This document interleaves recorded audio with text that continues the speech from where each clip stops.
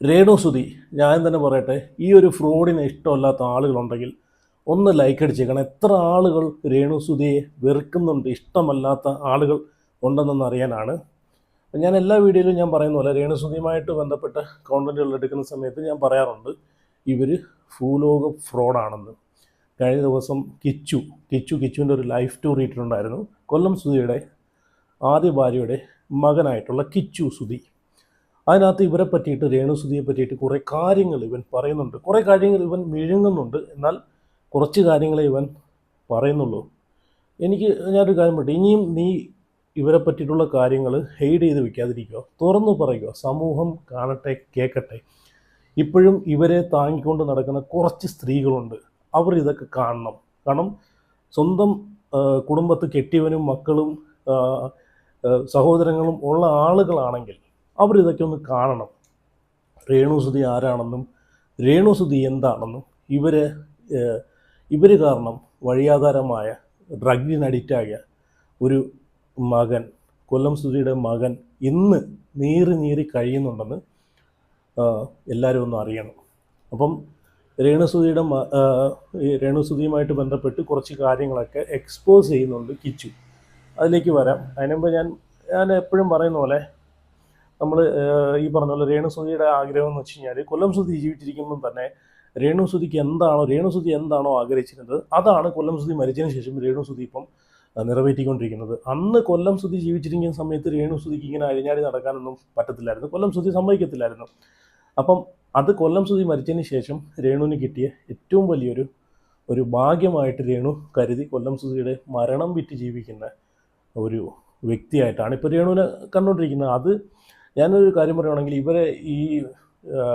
ഇവരെ സത്യം പറഞ്ഞാൽ ഇവർ ഉദ്ദേശിക്കുന്ന കാര്യങ്ങൾ നടത്തി കൊടുക്കുന്നത് റിയാക്ഷൻ വീഡിയോ ചെയ്യുന്ന ആളുകൾ തന്നെയാണ്. ഞാനാണെങ്കിൽ ഇവരുമായിട്ട് ബന്ധപ്പെട്ട് എന്തെങ്കിലും ഒരു കോണ്ടന്റ് വരുവാണെങ്കിൽ, എന്തെങ്കിലും ചർച്ച എന്തെങ്കിലും ചെയ്യുന്ന ഒരു വിഷയം വരുവാണെങ്കിൽ, അതെടുത്തിട്ട് വീഡിയോ ചെയ്തിട്ട് ഞാൻ എൻ്റെ പാട്ടിന് പോകും. നിരന്തരം ഇവരെ വീഡിയോ ചെയ്തുകൊണ്ടിരുന്നു കഴിഞ്ഞാൽ ഇവർക്ക് നമ്മളാണ് റീച്ച് കൂട്ടി കൊടുക്കും. ഇപ്പം തന്നെ സബ്സ്ക്രിപ്ഷൻ്റെ കാര്യങ്ങളൊക്കെ കണ്ടില്ലേ, അത് മിണ്ടാതെ പോയായിരുന്നെങ്കിൽ ഇവർക്ക് ഒരു 100 സബ്സ്ക്രൈബേഴ്സ് പോലും കയറത്തില്ലായിരുന്നു. പക്ഷേ അതെടുത്തിട്ട് ഇങ്ങനെ നിരന്തരം ചെയ്തുകൊണ്ടിരുന്നുകൊണ്ടാണ് ഇവർക്കിപ്പം 10,000, 1000, 1500 സബ്സ്ക്രൈബേഴ്സ് ആയത്. ഒരു കൂട്ടം ആളുകളുണ്ട്, ഗൾഫിൽ കിടക്കുന്ന ആളുകളുണ്ട്, പ്രവാസി മലയാളികളാണ് ഇതൊക്കെ ചെയ്യുന്നത്. കാരണം ഇവിടുത്തെ നോട്ടിൻ്റെ മൂല്യം വെച്ച് നോക്കുകയാണെങ്കിൽ പുറത്ത് ഇപ്പം നമുക്കൊരു 10 ദിർഹം അവിടെ ചെലവഴിക്കുകയാണെങ്കിൽ ഇവിടുത്തെ എൻ്റെ പകുതിയേ ആവും. അപ്പോൾ അതൊക്കെയാണ് ഇതിനകത്ത് നടക്കുന്ന വിഷയങ്ങൾ. അപ്പോൾ അതാരും ചിന്തിക്കുന്നില്ല. ഇനിയെങ്കിലും ഇവരെ റിയാക്ട് ചെയ്ത് ഇവർക്കുള്ള റീച്ച് കൂട്ടി എന്തിനാണ് നമ്മളൊക്കെ ഇവരെ ഇങ്ങനെ പൊക്കിയെടുത്തുകൊണ്ട് നടക്കുന്നത്. അങ്ങനെ കിച്ചുവിൻ്റെ കുറച്ച് കാര്യങ്ങളൊക്കെ കിച്ചു പറയുന്നുണ്ട്. സത്യം പറഞ്ഞാൽ അത് കേട്ടപ്പോഴത്തേക്ക്, ഞാൻ കിച്ചുവിനെ വിമർശിച്ചിട്ടുള്ള ഒരാളാണ്, അത് കേട്ടപ്പോഴത്തേക്ക് സത്യം പറഞ്ഞാൽ സങ്കടം വന്നു പോയി. ഇത്രയും ചെറുപ്രായത്തിൽ ഒരു കൊച്ചിന്, ഒരു എട്ടും പൊട്ടും തിരിയാത്ത പ്രായത്തിൽ തന്നെ ഒരു കുഞ്ഞിന് ഒരു ഇപ്പം പ്രായപൂർത്തിയായി, ഓക്കെ, എന്നാലും അവൻ അനുഭവിക്കേണ്ട ആ ഒരു ചെറു പ്രായത്തിൽ തന്നെ അവൻ അനുഭവിക്കേണ്ട ഒരുപാട് അവൻ അനുഭവിച്ചു അല്ലേ. ഒന്ന് ആലോചിച്ച് നോക്കിയാൽ അവൻ്റെ മാനസിക നില. അത് മാത്രമല്ല, അവൻ ഇത്രയും ചെറുപ്രായത്തിൽ തന്നെ ഡ്രഗ്സിന് അഡിക്റ്റായി. അപ്പം എന്ന് പറഞ്ഞിട്ട് അവനൊരു വൃത്തികെട്ടവൻ, തെമ്മാടി എന്നല്ല. അവൻ്റെ സാഹചര്യം, അവൻ വളർന്നു വന്ന ആ ഒരു ഇത് കൊണ്ടിട്ട്, അവൻ്റെ അച്ഛനും അമ്മയും അവൻ കാണുന്നത് തന്നെ അടിപിടിയും, രണ്ടുപേരും തമ്മിൽ അടിയും പരസ്പരം വഴക്കും, പിന്നെ നിരന്തരം ഇങ്ങനെയുള്ള കൊല്ലം സുധിയുടെ നിരന്തരം ആയിട്ടുള്ള കല്യാണങ്ങൾ. ഇപ്പോൾ ഒരു കല്യാണം കഴിഞ്ഞ് അടുത്ത കല്യാണം, അടുത്ത കല്യാണം കഴിഞ്ഞ് അടുത്ത കല്യാണം, ഇങ്ങനെ പോകും തോറും വളർന്നു വരുന്ന മക്കളിൽ എങ്ങനെയായാലും മാനസികമായിട്ടുള്ള പ്രശ്നങ്ങൾ ഉണ്ടാക്കാൻ 100% സാധ്യത ഉണ്ടെന്ന് മാത്രമല്ല 100% സാധ്യതയുണ്ട്. അപ്പോൾ കിച്ചു കഴിഞ്ഞ ദിവസം ഇട്ടൊരു ലൈഫ് സ്റ്റോറി എന്ന് പറഞ്ഞൊരു വീഡിയോക്കകത്ത് ഞെട്ടിക്കുന്ന കുറച്ച് വിവരങ്ങളൊക്കെയാണ് പറഞ്ഞിട്ടുള്ളത്. പക്ഷേ കുറേ സാധനങ്ങൾ കിച്ചു ഇഴുങ്ങി ഇറക്കുന്നുണ്ട്. പക്ഷേ വരും ദിവസങ്ങളിൽ അതൊക്കെ എക്സ്പോസ് ആവും, കിച്ചു പറയും എന്നാണ് എൻ്റെ ഒരു വിശ്വാസം. അപ്പോൾ എന്തായാലും ഇത് ഇവിടെ ഒന്നും തീരാൻ പോകുന്നില്ല. ഇതുമായിട്ട് ബന്ധപ്പെട്ട് രേണുസുധിയുടെ ഭാഗത്തു നിന്നുള്ള കുറച്ച് സംഭവങ്ങളൊക്കെ ഇങ്ങോട്ടും വരും, അങ്ങോട്ടും പോകും. അങ്ങനെ ഇതിങ്ങനെ ഒരു കോൺട്രവേഴ്സി ആയിട്ട് ഇങ്ങനെ പൊയ്ക്കൊണ്ടേയിരിക്കും. പക്ഷേ അവിടെ നമ്മൾ ചിന്തിക്കേണ്ട ഒരു കാര്യം എന്ന് വെച്ച് കഴിഞ്ഞാൽ, കൊല്ലം സുധി അല്ലെങ്കിൽ രേണുസുധി കാരണം ഇവിടെ കിച്ചു എന്നൊരു കൊല്ലം സുധിയുടെ മകനായിട്ടുള്ള കിച്ചുവിൻ്റെ ലൈഫാണ് ഇവിടെ തകർന്ന് തരിപ്പണമായെന്ന് ഇതിലൂടെ ചിന്തിക്കേണ്ടിയിരിക്കുന്നു. കാരണം അവൻ തന്നെ പറയുന്നുണ്ട്, അവൻ ഡ്രഗിന് അഡിക്റ്റ് ആയതും എല്ലാം ഈ ഒരു രേണു വന്നതിന് ശേഷമാണെന്നാണ് പറയുന്നത്. അതിനെ പറ്റിയിട്ടൊക്കെ സംസാരിക്കാം. അപ്പം കിച്ചു പറയുന്നൊന്ന് കേട്ട് നോക്കാം. വീഡിയോ കോളിൽ ഇപ്പൊ കാണുന്ന അമ്മയില്ലേ, രേണുസുതി, രേണുസുതി. ആദ്യം അമ്മേനെ വീഡിയോ കോളിൽ കാണുന്ന ആ ടൈമിൽ ഭയങ്കരമായിട്ട് കമ്പനിയായി അമ്മയായിട്ട്, സൂപ്പറായിരുന്നു ആ ടൈമിൽ. അപ്പം അങ്ങനെ ഒരു ദിവസം അമ്മ ഞങ്ങൾ എറണാകുളത്ത് നിൽക്കുമായിരുന്നു. ആദ്യം ഞാൻ കാണാൻ വന്ന് ഇങ്ങനെ കണ്ട് ഭയങ്കരമായിട്ട് കമ്പനിയായി, മനസ്സിലായി, അങ്ങനെ ഒരു ഭയങ്കര കമ്പനിയായി. ഇങ്ങനെ ഒരു ഇതില്ല, ഇങ്ങനെ കമ്പനിയായി. പിന്നെ അച്ഛനും ഇങ്ങനെ എൻ്റെ അടുത്ത് നിന്നിട്ട് ഇങ്ങനെ ഒരു ദിവസം എൻ്റെ അടുത്ത് വെച്ച് ഇങ്ങനെ, ഞാൻ കല്യാണം കഴിക്കട്ടെ, നിനക്ക് എന്താണ് പറയാനുള്ളത്, അച്ഛന് ഇഷ്ടമാണോ, ഞാൻ ഇങ്ങനെ വെച്ചാൽ അച്ഛന് ഇഷ്ടമാണോ, നമുക്ക് ആ രീതിയിൽ പറഞ്ഞ്. അപ്പം അങ്ങനെ കൊല്ലത്തെ വീട്ടിലൊക്കെ വന്ന് ഇവിടെ സംസാരിച്ച്, വല്യമ്മയൊക്കെ ആയിട്ട് സംസാരിച്ച്. അല്ല, അതിൻ്റെ ഇടയ്ക്ക് ഇത് കിടന്നിട്ടുണ്ട്, വീണയും അച്ഛനും തമ്മിൽ ഡിവോഴ്സ് കാര്യങ്ങളെല്ലാം ആയി. ഇങ്ങനെ പൈസ കൊടുക്കണം അങ്ങനത്തെ രീതിയിൽ ഉള്ള രീതിയിൽ പൈസയൊക്കെ കൊടുത്ത് ഡിവോഴ്സായി. അത് കഴിഞ്ഞിട്ടാണ് അമ്മേനെ കെട്ടുന്നതും കേട്ടോ ഇപ്പോഴത്തെ. അങ്ങനെ കൊല്ലത്തൊക്കെ സംസാരിച്ച് എല്ലാം റെഡിയായി. ഞാനും അച്ഛനും അമ്മയും എല്ലാവരും കൊല്ലത്ത് നിൽക്കുന്നു. അതിൻ്റെ ഇടയ്ക്ക് കൊല്ലത്ത് വെച്ചിട്ട് ചെറിയൊരു വഴക്കായി. ഞങ്ങൾ കോട്ടയം പോകുന്നു. സ്റ്റോറി സ്റ്റാർട്ട്സ് നൗ എന്ന് പറയാം അല്ലേ. കോട്ടയത്ത് ചെല്ലുന്നു. ആദ്യമൊക്കെ ഭയങ്കര രസമായിരുന്നു, സൂപ്പറായിരുന്നു. ഇങ്ങനെ ഞാൻ കൂടുതലും വീട്ടിൽ കൊല്ലത്ത് നിൽക്കുമ്പോൾ എന്നെ ഇങ്ങനെ അച്ചാമ്മ പുറത്തോട്ട് കളിക്കാനൊന്നും വിടത്തില്ല. അപ്പം അങ്ങനെ കൂട്ടുകാർ അങ്ങനത്തെ രീതിയിൽ കളിക്കാനൊന്നും പോകത്തില്ല. എന്താ ചേച്ചി, പാറു, ഞാൻ അങ്ങനെയുള്ളൊരു സെറ്റിൽ നിന്ന് കളിക്കത്തുള്ളൂ. അപ്പം എനിക്ക് ആഗ്രഹമൊക്കെ ഉണ്ട് ഇങ്ങനെ പുറത്തേക്ക് കളിക്കണം, പക്ഷെ വഴക്ക് കിട്ടും. എങ്കിലും അറിയാതെ ഒളിച്ചൊക്കെ പോയിട്ട് വരും. അങ്ങനെ ഇവിടെ വന്നപ്പോഴത്തേക്ക് ഞാൻ ഭയങ്കരമായിട്ട് ഫ്രീ ആയി. ഞാൻ, അച്ഛൻ, അമ്മ, പിന്നെ അവിടുത്തെ ഒരു ഇതിൽ ഭയങ്കര ഒരു ഫ്രീഡം. ഞാൻ അച്ഛനെ എപ്പോഴും കാണുന്നു, അങ്ങനത്തെ ഒരു ഇതായി. പിന്നെ ആ ഒരു ഇത് കഴിഞ്ഞ് ഞങ്ങൾ കോട്ടയത്ത് നിൽക്കുന്നു. കുറച്ച് കഴിഞ്ഞപ്പോഴത്തേക്കും എന്തൊക്കെയോ എല്ലാവരും ഇങ്ങനെ കോട്ടയത്ത് വന്ന് ആദ്യമൊക്കെ സെറ്റപ്പ്, പിന്നെ അങ്ങോട്ട് പോവാ എന്തൊക്കെയോ ഇതാവുന്നു. എല്ലാവരുടെ ഒരു സ്വഭാവമൊക്കെ ഒരു മാറ്റം, എന്തൊക്കെയോ എന്തോ പറയണമെന്ന് എനിക്ക് ബാക്കി പറയാം. ഞാൻ ഒരു കമ്പ്യൂട്ടറൊക്കെ എടുത്ത് ഒരു റൂമിനകത്ത് ഇങ്ങനെ അതിനകത്ത് ഗെയിം കളിച്ച് എൻ്റെ ലൈഫ് മൊത്തം ഒരു ഭയങ്കരമായിട്ട് ഇങ്ങനെ ആവാൻ തന്നൊരു കാരണം അതുമല്ല, അതും വേറെയാ. ഇതൊക്കെയാണ് ഇതിൻ്റെയൊക്കെ ഒരു തുടക്കം.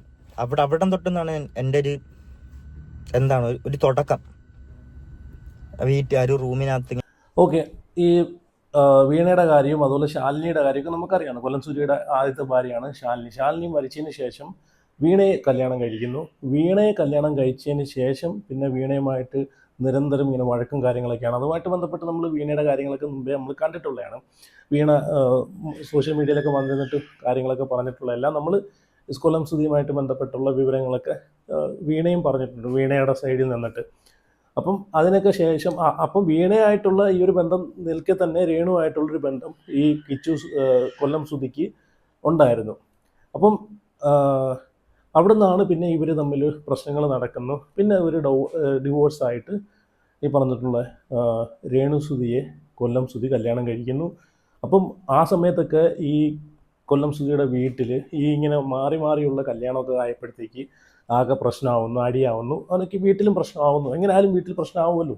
അമ്മയും സഹോദരങ്ങളൊക്കെ ഇതിനെ പറ്റിയിട്ട് ചർച്ച ചെയ്യുന്നു. അങ്ങനെ വിഷയമാവുന്ന സമയത്ത് കൊല്ലം സുധി രേണു സുധീനെ കല്യാണം കഴിച്ചു. ലീഗലായി കല്യാണം കഴിച്ചോന്ന് നമുക്കറിയത്തില്ല. ഒരു സർട്ടിഫിക്കറ്റ് മാത്രമേ കാണിച്ചിട്ടുള്ളൂ. അതുമായിട്ട് ബന്ധപ്പെട്ട് ഞാൻ ഇതിനു മുമ്പ് ഞാനൊരു വീഡിയോ ചെയ്തിട്ടുണ്ടായിരുന്നു. സർട്ടിഫിക്കറ്റിനകത്തുള്ള ഡേറ്റും രേണു സുധി പറയുന്ന ഡേറ്റൊക്കെ വെറും തെറ്റാന്നുള്ളൊരു തെളിവും കാര്യങ്ങളൊക്കെ നമ്മൾ കണ്ടതാണ്. അതൊക്കെ എന്തോ ആയിക്കോട്ടെ, അതൊക്കെ കഴിഞ്ഞ കാര്യങ്ങൾ. ഇനി കല്യാണം കഴിച്ചാൽ എന്ത്, കല്യാണം കഴിച്ചില്ലെങ്കിൽ എന്ന്, സുധി ജീവിച്ചിരിപ്പില്ല, അതൊന്നും നമുക്ക് പറഞ്ഞിട്ട് കാര്യമില്ല. അപ്പോൾ അതിനൊക്കെ ശേഷം ഇവർ ഈ രേണു സുധിയുടെ വീട്ടിൽ കോട്ടയത്ത് പോകുന്നു. അവിടെയാണ് പിന്നെ കൊല്ലം സുധി നിൽക്കുന്നത്. അപ്പോൾ അന്ന് തൊട്ടേ, അപ്പോൾ അതാണ് കിച്ചു പറയുന്നത്, കിച്ചു ഉൾപ്പെടെ അവിടെ പോയിട്ടുണ്ടായിരുന്നു. കിച്ചു ഉൾപ്പെടെ അവിടെ ആയിരുന്നു, കൊല്ലത്തല്ലായിരുന്നു, അവിടെ ആയിരുന്നു. അപ്പം ആദ്യമൊക്കെ ഭയങ്കര കാര്യമായിരുന്നു. ഇപ്പോൾ കാര്യമെന്ന് വെച്ച് കഴിഞ്ഞാൽ അന്ന് തൊട്ട് കൊല്ലം സുധിയുടെ പൈസയും കാര്യങ്ങളൊക്കെ ഇത് ചെയ്യുന്നത്, ഹാൻഡിൽ ചെയ്യുന്നത് രേണു സുധിയും രേണു സുധിയുടെ വീട്ടുകാരും തമ്മിലാണ്. കൊല്ലം സുധി കഷ്ടപ്പെട്ട് മിമിക്രി കളിച്ച് അവിടെ ഇവിടെയും പോയിട്ട് ഉണ്ടാക്കി കൊണ്ടുവരുന്ന പൈസ എല്ലാം ചിലവഴിക്കുന്നത് ഈ പറഞ്ഞിട്ടുള്ള രേണു സുധിയുടെ വീട്ടിലായിരുന്നു. ആ രേണു സുധിയുടെ വീട്ടിൽ രേണു സുധിയുടെ ചേച്ചിയുണ്ട്, ഹസ്ബൻഡുണ്ട്, പണിക്ക് പോകാത്തൊരുത്തനുണ്ട്, മക്കളുണ്ട്. അപ്പോൾ ഇത്രയും അച്ഛനുണ്ട്, അമ്മയുണ്ട്, ഇത്രയും പേരുടെ കാര്യങ്ങളെല്ലാം നോക്കിക്കൊണ്ടിരുന്നത് ഈ പറഞ്ഞിട്ടുള്ള കൊല്ലം സുധിയായിരുന്നു. അപ്പോൾ ആദ്യമൊക്കെ ഭയങ്കര കാര്യമായിരുന്നു എന്നാണ് പറയുന്നത്. പിന്നെ പിന്നെ ആ ഒരു കാര്യമൊക്കെ പോയി. സ്വാഭാവികമായിട്ട് മറ്റൊരു വീട്ടിൽ ചെന്ന് നിൽക്കുമ്പോൾ ഉണ്ടാവുന്ന ഒരു ഇഷ്യൂസ്, കാരണം പൈസ ഇല്ലാതെ വരുമ്പോൾ ഉണ്ടാകുന്നൊരു പ്രശ്നമാണ് അവിടെ സംഭവിച്ചിട്ടുള്ളത്. അതിൻ്റെ ബാക്കി കാര്യങ്ങൾ നമുക്ക് കേൾക്കാം. കിച്ചു പറയാൻ തന്നെ ഉണ്ട്, എന്നിട്ട് സംസാരിക്കാം. വീട്ടിൽ ഒരു റൂമിനകത്ത് ഇങ്ങനെ കമ്പ്യൂട്ടറും കളിച്ച് ഇങ്ങനെ അതിനകത്ത് എന്ന് പറഞ്ഞാൽ വേറെ കണക്ഷൻ ഇല്ല. അച്ഛൻ മാത്രം എൻ്റെ റൂമിൽ വരും, എനിക്ക് ഫുഡ് തരും, പോവും. ഇടയ്ക്ക് ഋതപ്പം വല്ലതും റൂമിൽ വന്നിരിക്കും. ഋതപ്പനെ ഞാൻ പിടിച്ച് മടിയിരുത്തി കീബോർഡിലൊക്കെ ഋതപ്പം കളിച്ചുകൊണ്ട് ഇങ്ങനെ ഇരിക്കും. ഇത് മാത്രമേ ഉള്ളൂ. ഞാൻ ആ റൂമിൽ നിന്ന് പുറത്തിറങ്ങത്തില്ല, ആരുടെ അടുത്തും മിണ്ടത്തില്ല. എന്തോ ഒരു ഇതായി അപ്പം മുതൽ. പിന്നെ കൊറോണ വന്നിട്ട് ഋതപ്പനുണ്ട് കേട്ടോ ആ ടൈമിലൊക്കെ. കൊറോണ വന്ന് അതിനിടയ്ക്ക് അച്ഛൻ ഒരു യൂട്യൂബ് ചാനലൊക്കെ തുടങ്ങിയിട്ട് ഒരു വെബ് സീരീസൊക്കെ ചെയ്യാന്ന് പറഞ്ഞിട്ട് അച്ഛൻ കുറേ ആർട്ടിസ്റ്റുകളൊക്കെ വിളിച്ച്. ആ സമയം ലോക്ക്ഡൗൺ ആയി, ആൾക്കാർ അവിടെയും പെട്ടുപോയി. എന്നിട്ട് അതിന് വേണ്ടിയിട്ട് അവിടുത്തെ ഇതൊക്കെ ചിലവൊക്കെ ഇതാക്കാൻ വേണ്ടിയിട്ട് കുറേ കടമൊക്കെ വാങ്ങി. പിന്നെ അത് കഴിഞ്ഞിട്ട് അച്ഛൻ പിന്നെ നോക്കുന്നതെന്ന് വെച്ചാൽ അതെല്ലാം കഴിഞ്ഞ് അവരെയൊക്കെ നോക്കി. ഈ നോക്കുന്നതിനിടയ്ക്ക് ഈ മൊത്തം എന്ന് പറഞ്ഞാൽ ഞാൻ, അച്ഛൻ, അമ്മ, ഋതപ്പൻ, അമ്മയുടെ ചേച്ചി, അളിയൻ, അതായത് രമ്യ ചേച്ചി, അളിയൻ, അവരുടെ 2 മക്കള്, പപ്പ, അമ്മ, ഇവരെ ഇത്രയും പേരുടെ ചിലവ് അച്ഛൻ ഒറ്റയ്ക്കാണ് നോക്കിക്കൊണ്ടിരിക്കുന്നത്. മനസ്സിലായോ? അത് ആ ടൈമിൽ ഇങ്ങനെ അച്ഛനാണെങ്കിൽ അച്ഛന് എൻ്റെ ഒരു മെയിൻ സ്വഭാവം നോ പറയാൻ അറിയത്തില്ല ആരുടെ മുന്നിൽ. അത് ഞങ്ങൾക്ക് 2 പേർക്കും അറിയാം. ഞങ്ങളുടെ ഒരു കൊള്ളാത്ത സ്വഭാവം അതായിരുന്നു, നോ പറയാൻ അറിയത്തില്ല.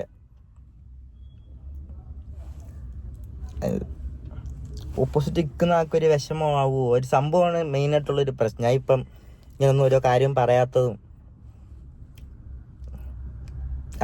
ബാക്കി പറയാം. അങ്ങനെയാണെന്ന് ഞാൻ റൂമിനകത്ത് മൊത്തം ഒരു 3 വർഷം അങ്ങനെ തന്നെ ഇരിക്കുന്നു. അതിൻ്റെ ഇടയ്ക്ക് എന്തോ എനിക്കിങ്ങനെ തോന്നി, ഇതൊക്കെ നിർത്താം, കമ്പ്യൂട്ടർ പരിപാടിയെല്ലാം നിർത്താമെന്ന്, പുറത്തോട്ടിറങ്ങാം. അങ്ങനെ ഞാൻ കമ്പ്യൂട്ടറൊക്കെ വിറ്റ് ഓക്കെ. കിച്ചു പറയുന്നത് എന്താണെന്ന് വെച്ച് കഴിഞ്ഞാൽ, ആദ്യം ഭയങ്കര കാര്യമായിരുന്നു. കാരണം ഇഷ്ടംപോലെ പൈസയൊക്കെ എന്ന് വെച്ചാൽ കൊറോണയ്ക്ക് മുമ്പായിരുന്നു ഈ സംഭവം.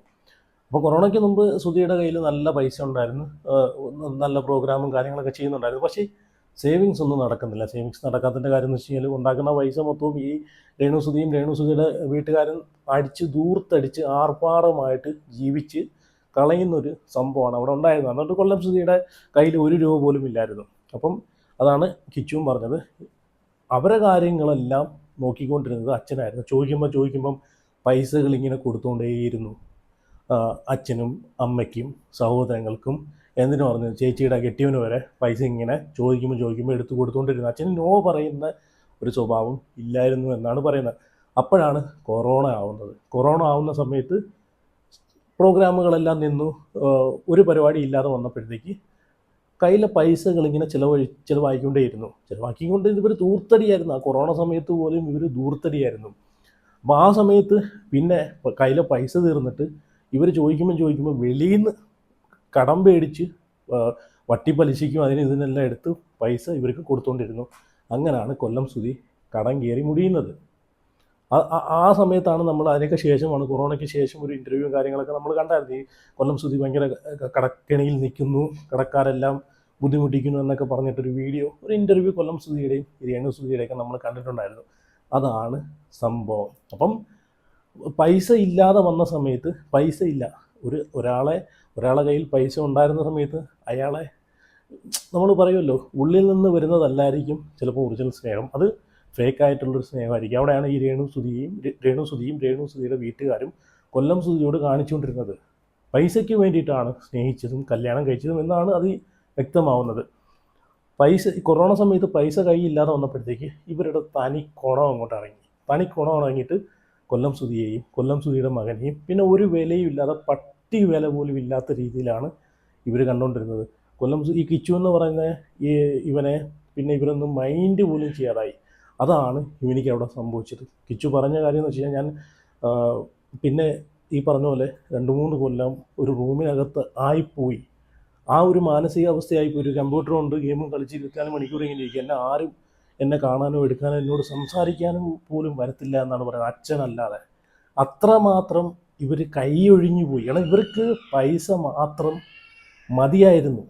അതിലൂടെ തന്നെ നമുക്ക് മനസ്സിലാക്കാം. പൈസ ഇപ്പോഴും അതാണല്ലോ, ഇപ്പോഴും നമ്മൾ കാണുന്നതാണ്. രേണുസുതി, കൊല്ലം സുതി എന്നൊരു പറഞ്ഞൊരു ഞാനാന്ന് പറയുന്ന രേണുസുതി വേൾഡ് ഫ്രോഡാണ്. ഇവരെ സപ്പോർട്ട് ചെയ്യുന്ന ആളുകൾ ഒരു ലോഡ് പുച്ഛം മാത്രമാണ്. ഒരു ലോഡ് ഇവരെ ഈ പറഞ്ഞിട്ടുള്ള ഇനാഗുറേഷന് വിളിക്കുന്നതും ഇവരെ ഓരോ പ്രോഗ്രാമിന് വിളിക്കുന്ന ആളുകളോടും ഒരു ലോഡ് പുച്ഛം മാത്രമാണ്. കാരണം ഇവർ കൊല്ലം സുതി ജീവിച്ചിരുന്ന സമയത്ത് ഇവർക്ക് എന്താണോ ചെയ്യാൻ കഴിയാത്തത് അതാണ് ഇപ്പോൾ ഇവർ ചെയ്തുകൊണ്ടിരിക്കുന്നത്. മനസ്സിലായോ? ഇവർക്ക് സന്തോഷമേ ഉള്ളൂ. കൊല്ലം സുതി എന്നൊരു വ്യക്തി മരിച്ചു പോയതിൽ ഇവർക്ക് സന്തോഷമേ ഉള്ളൂ.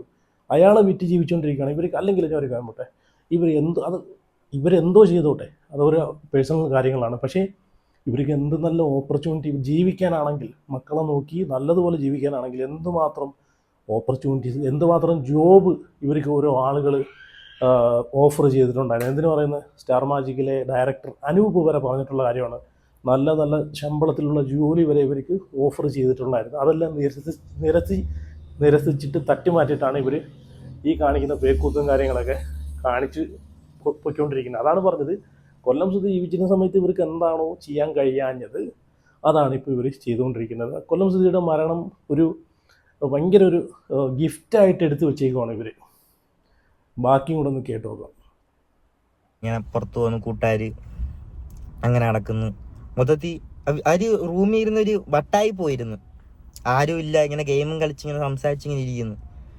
അയാൾക്ക് ഇങ്ങനെ കൂട്ടുകാരൊക്കെ ആയി കുറച്ച് എന്താ പറയണ്ട, കുറച്ച് ബാഡ് ഹാബിറ്റ്സ് ഒക്കെ തുടങ്ങി.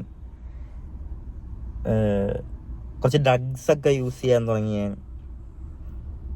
പിന്നെ അന്ന് വലിയ ഇതില്ലാതെ അങ്ങനെ വലിയ ഇതൊന്നുമില്ല, കുഴപ്പമൊന്നുമില്ല, അങ്ങനെ അത്ര അഡിക്റ്റഡ് ഒന്നും ഇല്ലായിരുന്നു. ഇങ്ങനെ പൊക്കോണ്ട് വെക്കുന്നു. അതിനിടയ്ക്ക് ഒരു ദിവസം ഞാനും അച്ഛനും ഷൂട്ടിനാണേലും, ഞാനും അച്ഛനും സംസാരിക്കുന്നത് ഭയങ്കരമായിട്ട് എപ്പോഴാന്ന് വെച്ചാൽ, ഞാനും അച്ഛനും ഷൂട്ടിന് പോകുമ്പോൾ ഞാനും അച്ഛനും മാത്രമേ ഉള്ളൂ. അപ്പം ഞാനും അച്ഛനും ഇങ്ങനെ ഇരുന്ന് സംസാരിക്കും ഓരോ കാര്യങ്ങൾ. ആ കോട്ടയത്തെ ആണെങ്കിലും ഇങ്ങനത്തെ കാര്യങ്ങളും ഇല്ല, ഇങ്ങനെ സംസാരിക്കും. അപ്പോഴും ഒരു കാര്യം പറയാൻ വിട്ടു. അപ്പം ഇങ്ങനെയൊക്കെ നിൽക്കുന്ന സമയത്ത് ഞാനൊന്ന് കൊല്ലത്ത് ചോദിച്ചായിരുന്നു, വിളിച്ച് ഞാൻ കൊല്ലത്ത് വന്ന് നിൽക്കട്ടെ. അപ്പം അവരങ്ങനെ സമ്മതിച്ചില്ല. അപ്പം അന്നോട്ട് എനിക്ക് പിന്നെ ഭയങ്കരമായിട്ട് ഇങ്ങനെ എനിക്ക്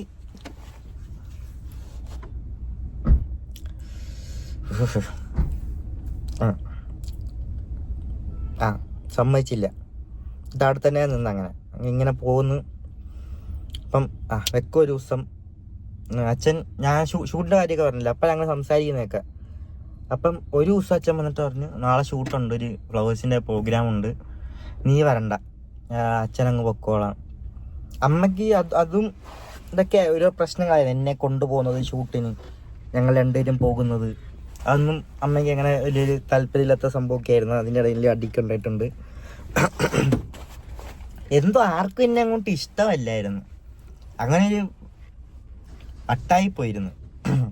അങ്ങനെ അപ്പോഴും എനിക്ക് എന്തെങ്കിലുമൊക്കെ എൻ്റെ വിഷമങ്ങളാണേലും എന്തെങ്കിലും പറയാനായിട്ടാണെങ്കിലും എനിക്ക് വിളിക്കാനായിട്ടും അച്ഛനെന്ന ഒരാളുണ്ട്. എനിക്ക് എന്തൊക്കെ ചെയ്തെന്ന് പറഞ്ഞാൽ, എനിക്ക് എന്തൊക്കെ വിഷമമുണ്ടെന്ന് പറഞ്ഞാലും എനിക്ക് ഒരാളെ വിളിക്കായിരുന്നു. അച്ഛൻ എന്തൊക്കെ ചെയ്താലും എനിക്ക് വിളിക്കായിരുന്നു. ആ ഒരു ധൈര്യം ഇങ്ങനെ ഭയങ്കരമായിട്ട് എനിക്കുണ്ടായിരുന്നു. ഒരു ദിവസം ഷൂട്ടിന് പോകണ്ടെന്ന് പറഞ്ഞിട്ട് പിറ്റേ ദിവസം എന്നാൽ രാത്രി വിളിച്ചിട്ട് എൻ്റെ അടുത്ത് പറഞ്ഞിട്ട് രാവിലെ ഒരു 4 മണിക്ക് ആകുമ്പോൾ വരും, നീ എന്നെ ഒന്ന് ചങ്ങനാശ്ശേരി ഒന്ന് വിളിക്കാൻ പറഞ്ഞു. ഓക്കെ, അങ്ങനെ 4 മണിയായപ്പം വിളിച്ച് ഫോൺ എടുത്തില്ല.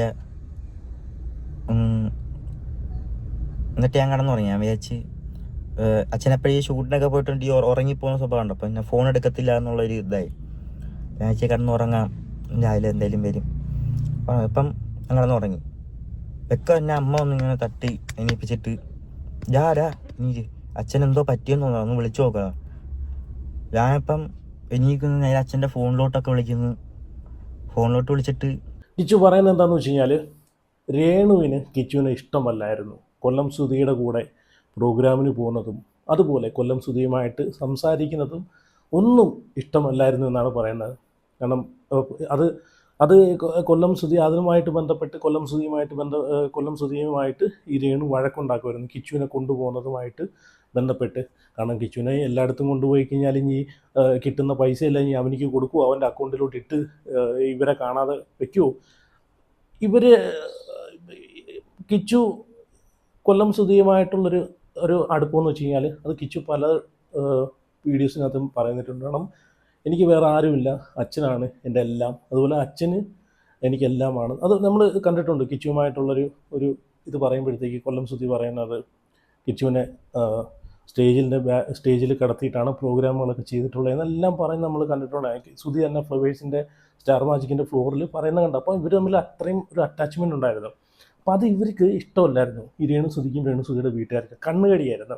അപ്പം പല സമയങ്ങളിലും ഇതുമായിട്ട് ബന്ധപ്പെട്ട് ഈ ഒരു കാര്യം പറഞ്ഞിട്ട് രേണു സുധിയോട് വഴക്കുണ്ടാക്കുക. നിങ്ങൾ എന്തിനാണ് മോനെ ഇവനെ അവിടെ കൊണ്ടുപോകുന്നത് ഇവിടെ കൊണ്ടുപോകുന്നത് എന്നൊക്കെ പറഞ്ഞ് വഴക്കുണ്ടാക്കി മനഃപൂർവ്വം അതിൽ നിന്ന് ഈ കിച്ചുവിനെ ഒഴിവാക്കുമായിരുന്നു. അങ്ങനെ കൊല്ലം സുധി വരണ്ട എന്ന് പറഞ്ഞു കിച്ചുവിൻ്റെ അടുത്ത് മാറി നിൽക്കാൻ പറയുന്നൊരു സിറ്റുവേഷൻ ഉണ്ടായി. അതാണ് ഇവിടെ കിച്ചു പറയുന്നത്. ഇനി അടുത്ത കൊല്ലം സുധിയുടെ ഒരു മരണവുമായിട്ട് ബന്ധപ്പെട്ട കാര്യമാണ് സംസാരിക്കുന്നത്. അതും കൂടെ നിങ്ങളൊന്ന് കണ്ടു നോക്കേ. ഒരു തരി സ്നേഹം പോലും കൊല്ലം സുധി എന്ന് പറഞ്ഞൊരു വ്യക്തിയെടുത്ത് ഈ രേണുവിൻ്റെ കുടുംബത്തിനോ ഇല്ല എന്ന് അതിലൂടെ തന്നെ വ്യക്തമാക്കാം. ഇത് കിച്ചുവിടെ കുറേ കാര്യങ്ങൾ മിഴുങ്ങിയിട്ടാണ് സംസാരിക്കുന്നത്. നീ എന്തിനാണ് മിഴുങ്ങുന്നത്? നീ ഓപ്പണായിട്ട് സംസാരിച്ചോ. നിന്നെ ഈ കേരളത്തിലെ ഒരാളും നിന്നെ ഇഷ്ടപ്പെടുന്ന കൊല്ലം സുധി അത്ര നല്ല ആളെന്നൊന്നും ഞാൻ പറയുന്നില്ല. കൊല്ലം സുധിയും കുറച്ച് കുഴപ്പക്കാരനായിരുന്നു, അത്ര നല്ല ആളെന്നൊന്നും ഞാൻ പറയുന്നില്ല. പക്ഷേ നിന്നെ ഇഷ്ടപ്പെടുന്ന ഒരുപാട് ആളുകളുണ്ട്. അവരൊക്കെ നിന്നെ ഇനിയും നെഞ്ചിലേറ്റ് സ്നേഹിക്കത്തേ ഉള്ളൂ ഇതുപോലെ സത്യങ്ങൾ വന്ന് പറഞ്ഞു കഴിഞ്ഞാൽ. അപ്പോൾ എനിക്കൊന്ന് കിച്ചുവിനെ ഒരിടയ്ക്ക് എല്ലാവരും വിമർശിച്ചിട്ടുണ്ടായിരുന്നു. കാരണം രേണു ഇത്രയൊക്കെ കാണിച്ചിട്ടും കിച്ചു എന്താണ് മിണ്ടാതിരിക്കുന്നത് എന്ന് ചോദിച്ചുകൊണ്ടായിരുന്നു എല്ലാവരും വിമർശിച്ചത്. അല്ലാതെ ദേഷ്യം കൊണ്ടൊന്നുമല്ല. ആ വീട് വെച്ച് കൊടുത്തതുമായിട്ട് ബന്ധപ്പെട്ട വിഷയത്തിൽ കിച്ചു ഒരു വാക്ക് പറഞ്ഞാൽ മതിയായിരുന്നു. ഇവർ ഇത്രയും സോഷ്യൽ മീഡിയയിൽ വന്നിട്ട് ആ വീട് വെച്ച് കൊടുത്തവരെയും വസ്തു കൊടുത്തവരെയും അപമാനിച്ചപ്പോഴത്തേക്ക് കിച്ചു ഒരു വാക്ക് പറഞ്ഞെങ്കിൽ അന്ന് ഇവർ വായും മിണ്ടാതിരുന്നേനെ അല്ലേ? കിച്ചു അത് മിണ്ടാതിരുന്നുകൊണ്ടാണ് ജനങ്ങൾക്ക് ആളുകൾക്ക് കിച്ചുവിനോടുള്ളൊരു ദേഷ്യം ഉണ്ടായെന്നും പറഞ്ഞ് കിച്ചുവിനോട് എല്ലാവർക്കും വെറുപ്പെന്നല്ല. ഇത് പറഞ്ഞപ്പോഴത്തേക്ക് എല്ലാവർക്കും ഇഷ്ടം കൂടിയിട്ടേ ഉള്ളൂ. കാരണം നിനക്ക് പറയാനുള്ളത്, നിൻ്റെ സൈഡിൽ നിന്നുള്ള കാര്യം, സത്യസന്ധമായിട്ടുള്ള കാര്യങ്ങൾ, നീ അനുഭവിച്ച കാര്യങ്ങൾ, നീ ഇങ്ങനെ ആവാൻ ഈ ഡ്രഗ്സിന് അഡിക്റ്റും കള്ളിനും ഇതിനൊക്കെ അഡിക്റ്റ് ആവാനുള്ള കാരണം എന്താന്ന് ജനങ്ങൾക്ക് മനസ്സിലാവുന്ന രീതിയിൽ നീ പറഞ്ഞപ്പോഴത്തേക്ക് നിന്നോട് എല്ലാവർക്കും ഇഷ്ടം കൂടിയിട്ടേ ഉള്ളൂ. ആരും നിന്നെ വെറുക്കത്തില്ല. അപ്പം അതും കൂടെ ഒന്ന് കണ്ടു നോക്ക്. കാരണം കൊല്ലം സുധി എന്നുള്ള ഒരാൾ മരിച്ചിട്ട് പോലും അയാളെ പൈസയ്ക്ക് വേണ്ടിയിട്ട്, അയാൾ ആ മരണത്തിന് വേണ്ടിയിട്ട് ചിലവഴിച്ചിട്ടുള്ള പൈസ വരെ കൂട്ടിപ്പറഞ്ഞ് മേടിച്ച് പുട്ടടിക്കാനുള്ള പരിപാടി ഈ രേണുസുധിയുടെ വീട്ടുകാരെ നോക്കി. അതുമാത്രമല്ല, കൊല്ലം സുധി മരിച്ചു കിടന്നപ്പോഴത്തേക്ക് കാണാൻ പോകാൻ നേരത്ത് പോലും ഈ രേണുസുധിയുടെ കുടുംബവും ആർഭാടം കാണിക്കുമായിരുന്നു. വലിയ വലിയ ഹോട്ടലിൽ കയറി നല്ല കൂടിയ ഭക്ഷണങ്ങൾ മേടിച്ച് കഴിക്കുമ്പോഴും കിച്ചു ഇതൊക്കെ കണ്ടുകൊണ്ടിരിക്കുമായിരുന്നെന്നാണ് കിച്ചു പറയുന്നത്. തുപ്പൽ പോലും ഇറങ്ങാതിരിക്കുന്നൊരവസ്ഥയിലാണ് ഇവരൊക്കെ ഇത് കാണിച്ചു കൂട്ടിയെന്ന്. ഇവിടെ ടൂറിന് പോകുന്നൊരു ഇതിലായിരുന്നു, ഒരു ഫീലിലായിരുന്നു ഇവരൊക്കെ ഇരുന്നതെന്നാണ് പറയുന്നത്. നിങ്ങളൊന്ന് കണ്ടു നോക്കുക കിച്ചു എന്നാ പറയുന്നത്. എനിക്ക് അവിടെ ചെന്നാലേ എനിക്ക് ഇനി ഒരു സമാധാനം കിട്ടത്തുള്ളൂ. എനിക്ക് ചെല്ലണം. അപ്പോഴത്തേക്കും കാറിങ്ങനെ പൊക്കോണ്ടിരിക്കുന്ന നേരത്ത് ഇവര് അടിച്ചുപൊളിയാ പോകുന്ന വഴിക്ക്. ഒരു 5 സ്റ്റാർ ഹോട്ടലിൽ ഞാൻ ഇങ്ങനെ ഇരിക്കുക, എന്തോ ചെയ്യണമെന്ന് അറിയത്തില്ല. എനിക്ക് എൻ്റെ മനസ്സിൽ വരുന്നതെന്ന് വെച്ച് കഴിഞ്ഞാൽ ഞാൻ അങ്ങോട്ട് എന്തോ ചെയ്യും, ഋതപ്പനെ ഞാൻ എങ്ങനെ നോക്കും. എനിക്ക് ഇതൊക്കെ ഭ്രാന്തടിച്ച് ഇങ്ങനെ എന്തോ ചെയ്യണമെന്ന് അറിയത്തില്ല. എനിക്ക് സ്റ്റക്കായി ലൈഫ്. ഇങ്ങനെ നിൽക്കുക, എന്തോ അങ്ങോട്ട് എങ്ങനെ ഒന്നും അറിയത്തില്ല. ഇങ്ങനെ നിൽക്കുക. ഇവര് 5 സ്റ്റാർ ഹോട്ടലിൽ കയറി ഫുഡ് കഴിക്കുന്നുണ്ട്. തുപ്പലിറക്കാൻ പറ്റുന്നില്ല എനിക്ക്. ഒന്നും മിണ്ടാതെ എനിക്ക് അന്നോട്ട് തുടങ്ങിയത് എനിക്കൊന്നും റെസ്പോൺസ് ചെയ്യാൻ പറ്റുന്നില്ല. എനിക്ക് ഒന്നിനോടൊന്നും ഭയങ്കരമായിട്ട് ഒറ്റടി ഇങ്ങനെ എന്തോ ആയിപ്പോയി. ഞാൻ ഹോട്ടലിൽ കയറുന്നു, ഫുഡ് കഴിക്കുന്നു, വീണ്ടും പോകുന്നു. ആശുപത്രി എത്തുന്നവരെ ഞാൻ ചിന്തിക്കും ഇതൊക്കെ ഒരു പ്രാങ്ക് എന്നായിരിക്കണേ, അങ്ങനെ എന്തെങ്കിലുമൊക്കെ ആയിരിക്കണേ. പക്ഷെ പോകുന്ന വഴിക്ക് ഒരു ന്യൂസ് ഇട്ടേക്കുക, ന്യൂസിനകത്ത് കണ്ട്. പക്ഷെ എനിക്ക് അപ്പോഴും എനിക്ക് അങ്ങോട്ട് അക്സെപ്റ്റ് ചെയ്യാൻ പറ്റുന്നില്ല. എന്തോ നേരെ ചെന്ന ആദ്യ അച്ഛനെ അവിടെ പോയി കണ്ട് ഇങ്ങനെ അകത്ത് ഒരു ആൾക്കാരൊക്കെ ഉണ്ട്. ആൾക്കാർ ഇങ്ങനെ കൊണ്ടുവന്ന് ഒരു റൂം ഇങ്ങനെ തുറന്നപ്പോഴത്തേക്കും ഇങ്ങനെ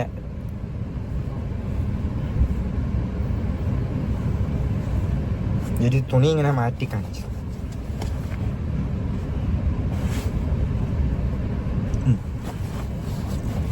അപ്പം ഇതായി മനസ്സിലായി. എന്നിട്ട്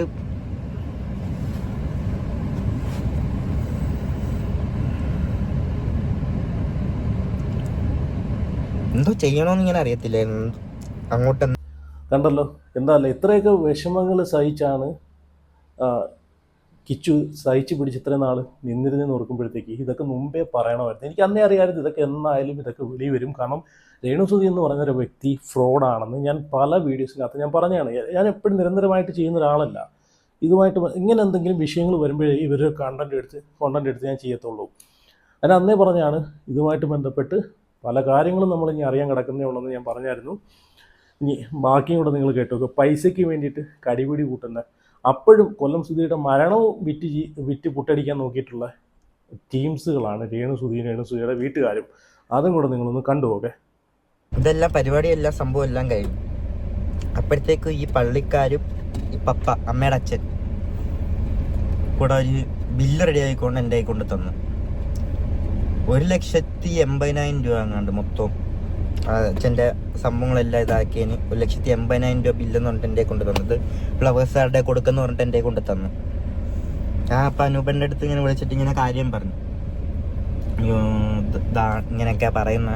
അപ്പം അനൂപേട്ടൻ പറഞ്ഞൊരു പുള്ളിയും കൂടെ വിടാം, എന്നിട്ട് നീയും ആ ചേട്ടനും കൂടെ പോയി എല്ലായിടത്തും നീ തന്നെ പോയി ബില്ലുണ്ടാക്കി ഇതാക്കാൻ പറഞ്ഞു. അങ്ങനെ ഞാനും മായിൽ വർക്ക് ചെയ്യുന്ന ഒരു ചേട്ടനാണ്, ആ ചേട്ടനും കൂടെ വന്ന് ഞങ്ങൾ ഇതൊക്കെ ചെയ്തിട്ടുണ്ട്. അതെല്ലാം അവിടെ ഇവിടെ പോയി എല്ലാവരും ബില്ല് റെഡിയാക്കി 89,000 രൂപ എങ്ങാണ്ടാന്ന് തോന്നുന്നു മൊത്തം. ഞാൻ ഡയറക്റ്റ് തന്നുകൊണ്ട് എല്ലാവരും ഇങ്ങനെ പൈസയൊക്കെ കുറച്ച് തന്നു.